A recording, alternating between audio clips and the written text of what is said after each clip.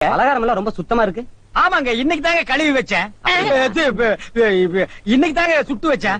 இவருக்கு 4 கிலோ மைசூர் பாக்கு, எனக்கு ஒரு 3 கிலோ பூந்தி கட்டி கொடுக்குறீங்களா?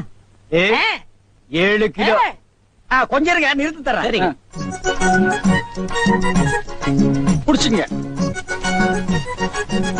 முத என் கடையில 7 கிலோ மொத்தமா வாங்கின ஆட்களே நீங்க 2 பேரும் தான். அதனால உங்க 2 பேருக்கும் ஒரு மைசூர் பாக்கு இனாமா தர்றேன். இங்க அடிச்சுக்காதீங்க, கொஞ்சம் தூரமா போய் ஆளுக்கு பாதியா பிரிச்சு தின்னுங்க. இங்க திங்கிறானுங்க. ஆண்டவா, நீ வந்த நேரம் கடையில வியாபாரம் ஓஹோன்னு நடக்குதுடா. இனிமே பட்டறைக்கெல்லாம் நீ போக வேண்டாம். அங்க என்ன சம்பளம் கொடுக்குறாங்களோ அதை விட கூட 10 ரூபா கொடுக்குறாங்க. என்னங்கண்ணா மூஞ்சில தூசி.